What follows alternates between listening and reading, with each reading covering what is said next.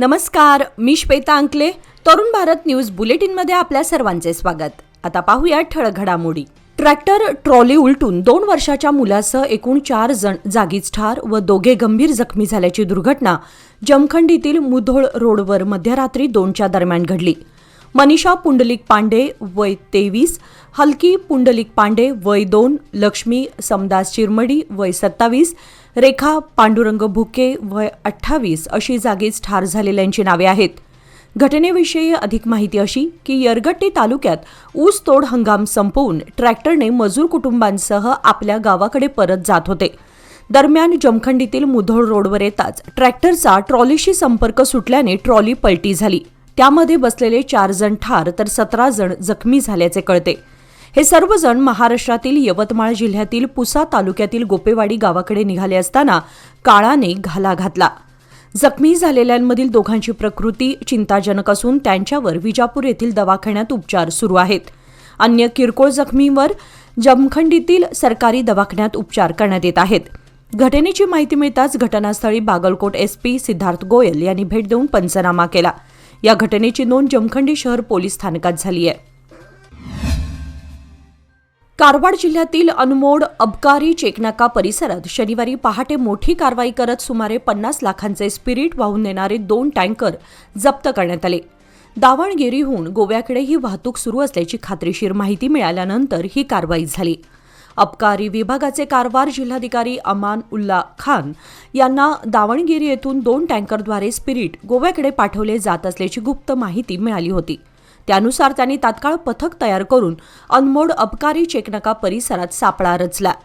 शनिवारी पहाटे सुमारे 4च्या सुमारास चेक नाक्यापासून काही अंतरावर दोन्ही संशयित टँकर अडवण्यात आले.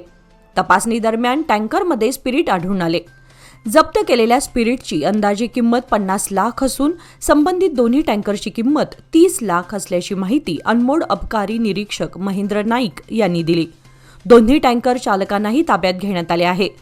अनमोड घाटमार्ग हा कर्नाटक गोवा सीमेवरील महत्त्वाचा मार्ग मानला जातो. या मार्गावरून अवैध मद्य व स्पिरिटची वाहतूक होत असल्याच्या तक्रारी यापूर्वीही पुढे आल्या होत्या. त्यावर नियंत्रण ठेवण्यासाठी अबकारी विभागाने तपासणी अधिक कडक करण्याचे संकेत दिले आहेत. गोवा राज्यातून बेकायदेशीररित्या दारूची वाहतूक केली जात असल्याची माहिती मिळाल्यानंतर बेळगाव ग्रामीण पोलीस व अबकारी विभागाने संयुक्त कारवाई करत मोठा मद्यसाठा जप्त केला. ही कारवाई बेळगाव तालुक्यातील रणकुंडये गावाच्या हद्दीत करण्यात आली. सीपीआय मंजुनाथ यांच्या नेतृत्वाखाली ही धाड टाकण्यात आली. गोव्याहून दारूची तस्करी होत असल्याची खात्रीशीर माहिती मिळाल्यानंतर अधिकाऱ्यांनी सापळा रचला. संशयित वाहन अडवून तपासणी केली असता गोवा बनावटीची दारू मोठ्या प्रमाणात आढळून आली. या कारवाईमध्ये सुमारे 3,12,000 रुपयांचा मुद्देमाल जप्त करण्यात आला असून त्यामध्ये 205 लिटर गोवा बनावटीची दारू तसेच 25 लिटर हुर्राक यांचा समावेश आहे. कारवाई सुरू होताच संशयित आरोपींनी वाहन घटनास्थळी सोडून पलायन केले. सदर वाहन पोलिसांनी जप्त केलं असून संबंधितांविरुद्ध गुन्हा दाखल करण्यात आलाय. फरार आरोपीचा शोध घेण्यासाठी पोलीस पथकाकडून पुढील तपास सुरू आहे. खानापूर तालुक्यातील नेरसा येथे मागील 4 दिवसांपासून हत्तीचा धुमाकूळ सुरू असून शेतकऱ्यांचं मोठ्या प्रमाणावर नुकसान झालं आहे. माजी तालुका पंचायत सदस्य अशोक देसाई यांच्या शेतात सलग 4थ्या दिवशी हत्तीचा वावर असल्याचं दिसून आलं.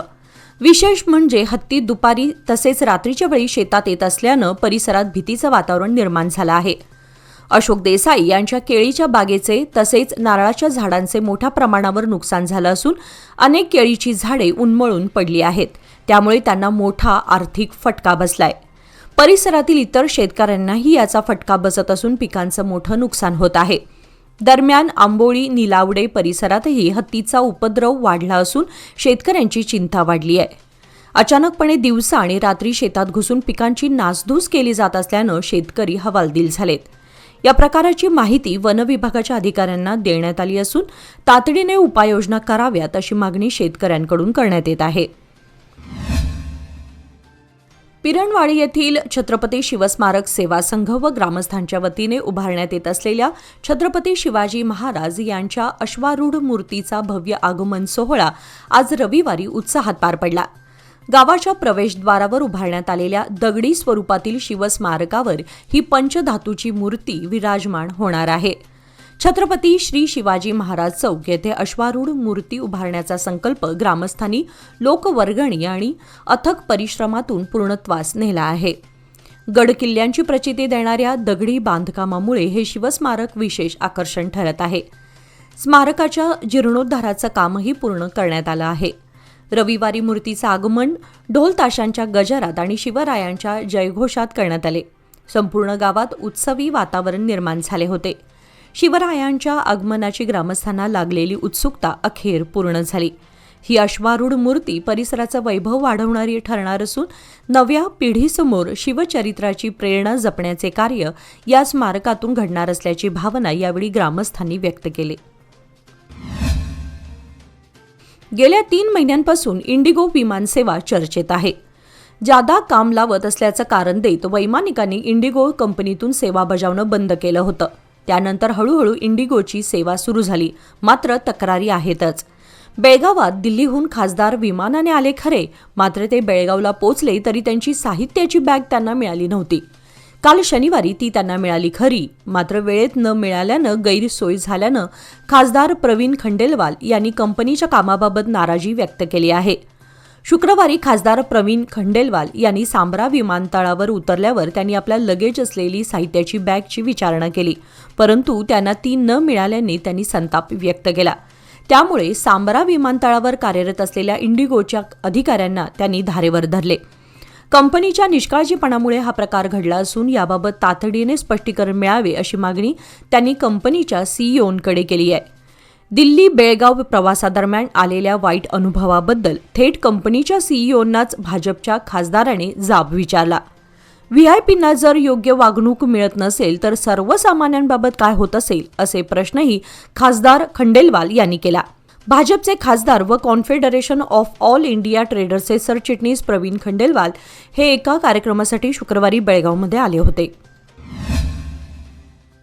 शहरात संत श्री सेवालाल महाराज यांच्या जयंतीनिमित्त आज रविवारी भक्तिमय आणि उत्सवी वातावरण पाहायला मिळाले. सम्राट अशोक चौक येथे आयोजित भव्य मिरवणुकीला महिला व बालविकास मंत्री लक्ष्मी हेब्बाळकर यांनी पुष्पांजली अर्पण करून आणि पूजन करून औपचारिक प्रारंभ केला. यावेळी बोलताना मंत्री हेब्बाळकर यांनी संत सेवालाल महाराजांचे समाजासाठीचे कार्य अत्यंत मोलाचे असल्याचे सांगितले. त्यांच्या विचारधारेने बंजारा समाजाला नवी दिशा दिली असून त्यांचे तत्वज्ञान आजही प्रेरणादायी असल्याचे त्यांनी नमूद केले. मिरवणूक सम्राट अशोक चौकातून सुरू होऊन आरटीओ चौक, राणी चन्नम्मा चौक, कृष्णदेवराय चौक मार्गे कुमार गंधर्व कला मंदिर येथे समाप्त झाली. मार्गभर बंजारा समाजाच्या पारंपरिक वेशभूषेत सादर झालेल्या नृत्य आणि सांस्कृतिक कला प्रदर्शनांनी उपस्थितांचे लक्ष वेधून घेतले. याप्रसंगी जिल्हाधिकारी मोहम्मद रोशन, कन्नड व संस्कृती विभागाच्या उपसंचालिका विद्यावती भजंत्री तसेच बंजारा समाजातील विविध मान्यवर उपस्थित होते. याशिवाय या कार्यक्रमामध्ये लक्ष्मी महादेव राठोड, सुरेश राठोड, देवेंद्र नाईक, सोमप्पा कारभारी, कांतेश राठोड, अशोक पुजारी, विष्णू लामाणी आणि पांडुरंग नाईक यांच्यासह शेकडो समाज बांधवांनी उत्स्फूर्त सहभाग नोंदवला.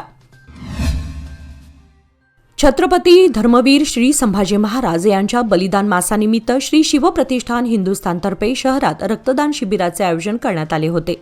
लोकमान्य रंगमंदिर येथे पार पडलेल्या या शिबिराला युवकांचा उत्स्फूर्त प्रतिसाद लाभला. यावेळी आयोजकांनी सांगितले की धर्मासाठी बलिदान देणाऱ्या धर्मवीर श्री संभाजी महाराजांच्या स्मरणार्थ हे शिबिर आयोजित करण्यात आले. युवकांमध्ये धर्म, देश आणि समाजाप्रती अभिमान तसेच त्यागाची भावना निर्माण व्हावी हा या उपक्रमामागील मुख्य उद्देश असल्याचे त्यांनी स्पष्ट केले. शिबिरामध्ये सुमारे 125 रक्तदात्यांनी सहभाग नोंदवत रक्तदान केले. देव, देश आणि धर्म यांच्याप्रती असलेला अभिमान व्यक्त करत अनेक शिवभक्तांनी स्वेच्छेने रक्तदान करून सामाजिक बांधिलकी जपली. याप्रसंगी प्रांतप्रमुख किरण गावडे, जिल्हाप्रमुख विश्वनाथ पाटील, तालुका प्रमुख परशुराम कोकितकर, शहर प्रमुख आनंद चौगुले, किरण बडवाने, गजानन निलस्कर, महेश जागळे, हिरामणी मुसडीकर, बाळू गुरव, मोहन जुई, प्रवीण मुरारी आदी पदाधिकारी व शिवभक्त उपस्थित होते. सदर उपक्रमामुळे बलिदान मासानिमित्त सामाजिक जाणीव आणि राष्ट्रप्रेमाचा संदेश देण्यात आला. उद्यमबाग परिसरातील एका मंगल कार्यालयातून हरवलेले 15 ग्रॅम वजनाचे सोन्याचे दागिने शोधून देऊन ते संबंधित महिलेला परत करण्यात आले. शाहूनगर येथील सुनीता गोपाळ नारायणकर या लग्न समारंभासाठी उद्यमबाग येथील मंगल कार्यालयात आल्या होत्या. त्यांचे 15 ग्रॅमचे सुमारे 2,50,000 रुपये किमतीचे दागिने हरवले होते. सुनीता यांनी शोधाशोध करूनही दागिने न मिळाल्याने उद्यमबाग पोलिसात तक्रार दिली होती. त्यानुसार पोलीस निरीक्षक डी.के. पाटील यांच्या नेतृत्वात पोलीस उपनिरीक्षक पी.जी. गंडेवगोळ व गुन्हे विभागाच्या कर्मचाऱ्यांनी घटनास्थळी भेट देऊन सीसीटीव्ही फुटेज तपासले होते.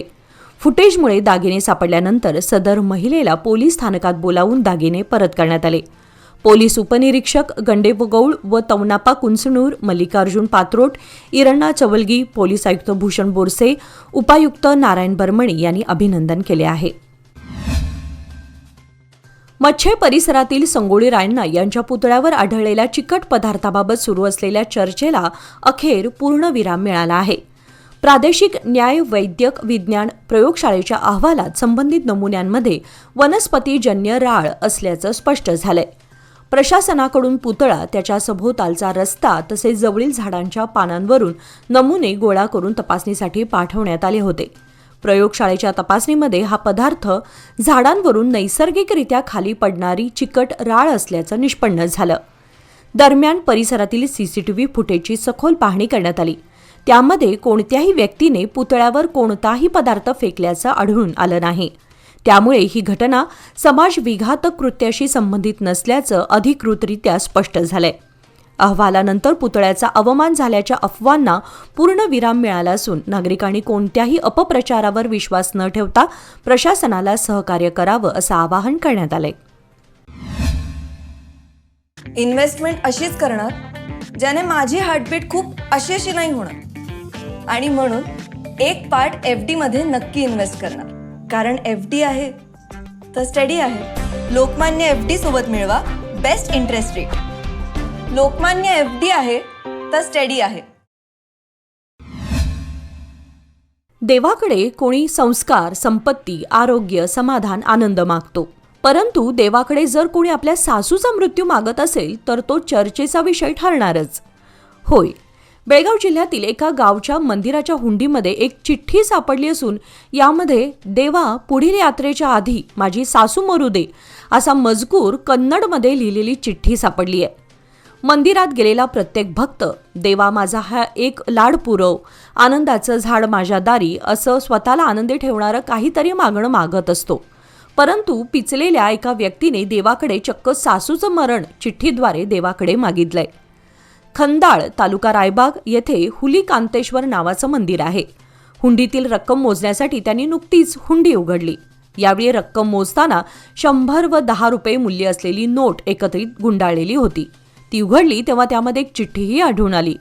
या चिठ्ठीमध्ये देवा माझं कष्ट दूर कर, पुढच्या यात्रेच्या अगोदर माझी सासू मरू दे असा मजकूर लिहिला होता. हा मजकूर कन्नडमध्ये असून तो वाचल्यानंतर पैसे मोजण्यासाठी बसलेल्या यात्रा कमिटीच्या सदस्यांच्या चेहऱ्यावरही हसू फुटलं. त्यामुळे कमिटीतील एकाने हा फोटो सोशल मीडियावर व्हायरल केलाय. सोगल येथील श्री क्षेत्र सोगल सोमेश्वर यात्रा महोत्सव व रथोत्सव 22 ते 24 फेब्रुवारी दरम्यान होणार आहे. या निमित्ताने विविध धार्मिक व सांस्कृतिक कार्यक्रमांचं आयोजन करण्यात आलं आहे. बेळगाव, खानापूरसह आसपासच्या तालुक्यातील शेकडो नागरिक या यात्रेसाठी सोगल येथे जात असतात. आज रविवार दिनांक 22 रोजी पहाटे 6 पासून महारुद्राभिषेक, दुपारी महाप्रसाद, रात्री 7 वाजता शिवभजन व शिवकीर्तन झाले. उद्या सोमवार दिनांक 23 रोजी पहाटे 6 ते 9 या वेळेमध्ये महारुद्राभिषेक हणबरहट्टी येथील बसवलिंग शिवाचार्य यांच्या हस्ते शिवदीक्षा अय्याचार, त्यानंतर महाप्रसाद होणार आहे. रात्री 9:15 वाजता शुभ मुहूर्तावर पार्वती परमेश्वर अक्षतारोपण कार्यक्रम होणार आहे. रात्री 10 वाजता शिवभजन व कीर्तन होणार आहे. मंगळवारी दिनांक 24 रोजी पहाटे 6 वाजता रुद्राभिषेक व त्यानंतर महाप्रसाद होईल. सायंकाळी 4 वाजता सोमेश्वरांचा महारथोत्सव होणार असून त्यानंतर यात्रेची सांगता होणार आहे. भाविकांनी या कार्यक्रमांचा लाभ घ्यावा असे आवाहन श्री क्षेत्र सोगल जीर्णोद्धार समितीच्या वतीने करण्यात आले आहे. काल शनिवार दिनांक 21 रोजी सकाळी आंबेवाडी गावामध्ये हृदय पिळवटून टाकणारी घटना घडली. बाबू पांडू सांबरेकर व 41 हा युवक मानसिक तणावातून गावाजवळील विहिरीत पडला. 15 दिवसांपूर्वी त्याच्या आईचे निधन झालं होतं आणि त्या दुःखातून ते पूर्णपणे सावरू शकले नव्हते. घटनेची माहिती मिळताच स्थानिक ग्रामस्थांनी त्याला बाहेर काढण्याचा आटोकाट प्रयत्न केला. मात्र यश न आल्याने तात्काळ HERF रेस्क्यू टीमला संपर्क साधण्यात आला. कॉल मिळताच टीमचे प्रमुख बसवराज हिरेमठ अवघ्या 7 मिनिटात घटनास्थळी दाखल झाले. कोणतेही विशेष रेस्क्यू साहित्य नसताना केवळ एका दोरीच्या सहाय्याने कमरेला बांधून ते स्वतः विहिरीत उतरले. आत अडकलेल्या व्यक्तीला धीर देत आश्वस्त करत आणि स्वतःच्या जीवाची पर्वा न करता त्यांनी त्याला सुरक्षितपणे बाहेर काढले. आज अनेकदा अशी धारणा केली जाते की रेस्क्यू टीम फक्त मृतदेह बाहेर काढते. मात्र या घटनेने त्या समजुतीला छेद देत वेळेवर आणि धाडसी हस्तक्षेपाने एक जीव वाचवता येतो हे पुन्हा सिद्ध केले आहे. दरम्यान संबंधित व्यक्तीला पुढील वैद्यकीय तपासणीसाठी हलवण्यात आलं असून मानसिक तणावातून सावरण्यासाठी कुटुंबीय व ग्रामस्थांनी त्याला आधार देण्याचं आवाहन करण्यात आलंय. काही दिवसांपूर्वीच रुग्णालयातून परतलेले ज्येष्ठ नेते शरद पवार यांची प्रकृती पुन्हा बिघडली आहे. शरद पवारांना पुण्यातील रुबी रुग्णालयात पुढील उपचारासाठी दाखल करण्यात आले आहे. अशक्तपणामुळे त्यांना डॉक्टरांच्या देखरेखीत ठेवण्यात आले आहे. मिळालेल्या माहितीनुसार शरद पवार यांना सकाळपासून अशक्तपणा जाणवत होता. शरीरातील पाण्याची पातळी कमी झाल्याने त्यांना डिहायड्रेशनचा त्रास जाणवला. त्यामुळे त्यांना रुबी रुग्णालयात उपचारासाठी दाखल करण्यात आले. डॉक्टरांचे एक पथक त्यांच्या तब्येतीवर लक्ष ठेवून आहे. सुप्रिया सुळे यांनी सोशल मीडियावर ट्विट करत पवारांच्या तब्येतीची माहिती दिली. आम्ही बाबांना पुढील चाचण्यासाठी पुण्यातील रुबी हॉलमध्ये दाखल करत आहोत असे त्यांनी सांगितले आहे. मराठा समाजाच्या सर्वांगीण विकासासाठी कर्नाटक मराठा समाज विकास निगमाला किमान 1,000 कोटी रुपयांचं अनुदान द्यावं अशी मागणी मराठा नेते किरण जाधव यांनी मुख्यमंत्री सिद्धरामय्या यांच्याकडे केली आहे. प्रसिद्धी पत्रकाद्वारे त्यांनी सांगितले की सध्या निगमाला मिळणारे अनुदान समाजाच्या वाढत्या शैक्षणिक व आर्थिक गरजांच्या तुलनेत अपुरे आहे. सामाजिक समानतेला प्राधान्य देणाऱ्या मुख्यमंत्र्यांनी यंदाच्या अर्थसंकल्पात अधिक निधीची तरतूद करून मराठा समाजासाठी विशेष पॅकेज जाहीर करावे अशी त्यांची मागणी आहे. या निधीतून शिष्यवृत्ती योजना, उच्च व परदेशी शिक्षणासाठी आर्थिक सहाय्य, शेती व पशुपालन क्षेत्रातील प्रोत्साहनपर योजना तसेच बेरोजगार तरुणांना कमी व्याजदरात कर्ज सुविधा देऊन स्वयंरोजगाराला चालना देणारे कार्यक्रम राबवावेत असेही त्यांनी नमूद केले. संकेश्वर येथील निडसोशी रस्त्याचे रुंदीकरण व डांबरीकरण अंतिम टप्प्यात आले असताना बस स्थानकापासून रत्नशिला हॉटेलपर्यंतच्या रस्त्याचे काम थांबवण्यात आले आहे. संबंधित भागामध्ये स्मशानभूमीची आवार भिंत काढणे आवश्यक असल्याने हा प्रश्न प्रलंबित आहे. या संदर्भात बेळगाव येथील जिल्हाधिकारी कार्यालयात झालेल्या बैठकीत जिल्हाधिकारी मोहम्मद रोशन यांनी संबंधित समाज बांधव व परिसरातील नागरिकांशी चर्चा केली. पुढील आठवड्यामध्ये स्वतः संकेश्वर येथे भेट देऊन यावर तोडगा काढणार असल्याचे सांगितले. यावेळी अमर नलवडे म्हणाले की संकेश्वर शहरातील वाढती लोकसंख्या लक्षात घेता भविष्यात वाहतुकीची गंभीर समस्या निर्माण होऊ नये यासाठी रस्त्याचे रुंदीकरण व डांबरीकरण अत्यावश्यक आहे. जिल्हाधिकाऱ्यांनी सर्व समाज बांधवांना विश्वासात घेऊन योग्य तो निर्णय घ्यावा. या बैठकीस पोलीस निरीक्षक शिवशरण आवजी, पालिका अभियंता RB गडात, श्रीकांत हतनुरे, सुनील पर्वतराव, श्रीकांत परीट, शिवानंद मुळशी, संजय शिरकोळी, गजानन कोळी, प्रमोद होसमणी, अभिजित कुरणकर आदींसह नागरिक उपस्थित होते. सुपा तालुक्याचे आद्य ग्रामदैवत असलेल्या रामनगरमधील श्री रामलिंग देवस्थानचा वार्षिक जन्मोत्सव सोहळा आज रविवार ते गुरुवार दिनांक 26 फेब्रुवारी दरम्यान आयोजित करण्यात आला आहे. महाशिवरात्रीचे औचित्य साधून श्री रामलिंग देवस्थानच्या जन्मोत्सव सोहळ्याला प्रारंभ होणार आहे. या दिवशी महापंचामृताभिषेक व मंगलारती तसेच पालखी सेवा होणार आहे. सोमवार ते गुरुवार सर्व दिवस संध्याकाळी 7 नंतर पालखी सेवा व हरिकीर्तन असा कार्यक्रम होणार आहे. हरिकीर्तन व रात्री 7 वाजता लहान रथोत्सव कार्यक्रम होणार असून रथ रामलिंग मंदिर ते हनुमान मंदिर असा ओढण्यात येणार आहे. आज रविवारी सकाळी होम हवन तर दुपारी 4 वाजता श्रींचे रथारोहण कार्यक्रम पार पडला. त्यानंतर रात्री 9 ते 11:30 पर्यंत हरिकीर्तन, रात्री 12 वाजता ऑर्केस्ट्रा असा कार्यक्रम होणार आहे. सोमवारी सकाळी 23 रोजी दुपारी 4 वाजता मुख्य रथोत्सवाला प्रारंभ होणार आहे तर रात्री मराठी नाटक आयोजित करण्यात आले आहे. त्यानंतर पुढील 3 दिवस विविध धार्मिक कार्यक्रमांचे आयोजन करण्यात आले असून गुरुवार दिनांक 26 रोजी उत्सवाची सांगता होणार आहे. गेल्या काही दिवसांपासून उष्म्यामध्ये वाढ झाली होती. शनिवारी रात्रीपासूनच उकाड्यामध्ये वाढ झाली होती. त्यामुळे रविवारी पाऊस होईल अशी साऱ्यांचीच अपेक्षा होती. आज रविवारी सायंकाळी 4:45च्या दरम्यान ढगांचा गडगडाट आणि विजांच्या कडकडाटासह पावसाचं आगमन झालं. यामुळे शेतकऱ्यांची चांगलीच तारांबळ उडाली. रविवारी अचानक झालेल्या पावसामुळे बेळगाव, चंदगड, आजरा तालुक्यातील शेतकऱ्यांना मोठा त्रास सहन करावा लागला. यावर्षी फेब्रुवारीपासूनच वळीवाला सुरुवात झाली असून पुढील 4 दिवस पुन्हा वळीव पडेल असे हवामान विभागाने स्पष्ट केले आहे. याचबरोबर आजचे बातमीपत्र इथे संपले. अधिक माहिती आणि ताज्या घडामोडींसाठी पाहत रहा तरुण भारत न्यूज चॅनल.